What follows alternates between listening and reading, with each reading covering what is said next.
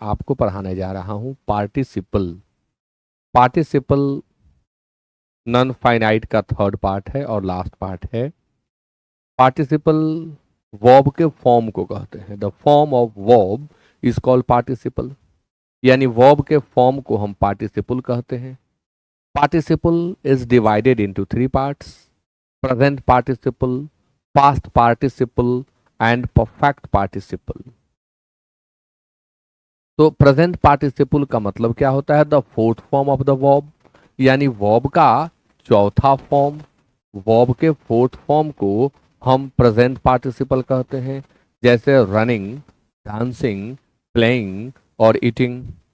Past participle यानी the third form of the verb, verb का third form, जैसे eaten, danced, played, taught and studied. Perfect participle यानी having plus third form of verb, verb के third form के पहले जब having लगा हो तो उसे परफेक्ट पार्टिसिपल कहेंगे, जैसे having eaten, having played, having studied, having taught, having written. अब पार्टिसिपल्स के यूज को जानना है कि क्या है यूज पार्टिसिपल्स का, कहाँ यूज करते हैं हम पार्टिसिपल्स को। तो present participle is use to form continuous tenses and past participle is use to form perfect tenses. यानी जब कॉन्टिन्यूअस टेंस, जब जारी काम को व्यक्त करना हो, तब हम प्रेजेंट पार्टिसिपल का यूज करते हैं, और जब उस काम को व्यक्त करना हो जो संपूर्ण है, जो कंप्लीटेड है, तो हम पास्ट पार्टिसिपल का यूज करते हैं। जैसे he was writing a letter, वह पत्र लिख रहा था। He was writing a letter, वह पत्र लिख रहा था। तो यहां जारी काम का बोध हुआ। She is writing a letter, वह पत्र लिख रही है। He will be writing a letter, वह पत्र लिखता रहेगा।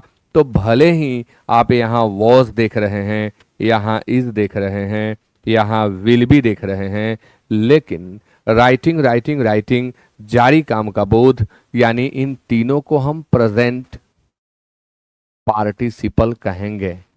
टेंस पर कदापि न जाएं, ये प्रेजेंट पार्टिसिपल हैं।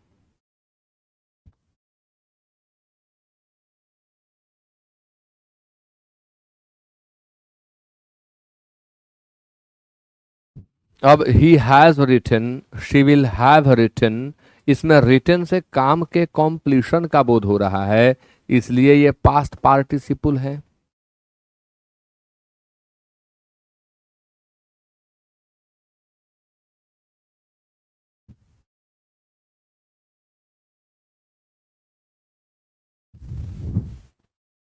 Next, rule 2, both present participle and past participle function as adjectives।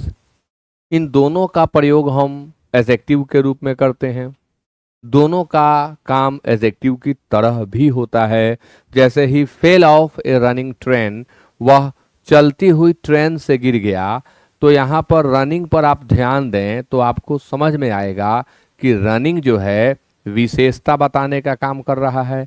किसकी विशेषता बता रहा है? तो ट्रेन की, क्योंकि कैसी train?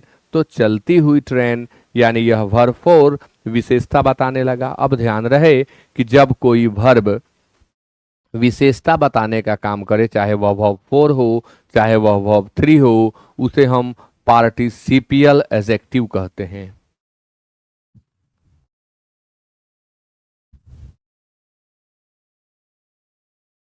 The adjective made up of participles is called participial adjective. वे एडजेक्टिव जो पार्टिसिपल से बनते हैं उन्हें हम पार्टिसिपियल एडजेक्टिव कहते हैं। She can shoot a flying bird, वह फ्लाइंग बर्ड को, उड़ते हुए पक्षी को गोली मार सकती है। तो बर्ड नाउन की विशेषता को व्यक्त कर रहा है, फ्लाइंग, इसलिए एडजेक्टिव का काम कर रहा है। Broken chair is lying there, वहां एक टूटी हुई कुर्सी, कैसी कुर्सी?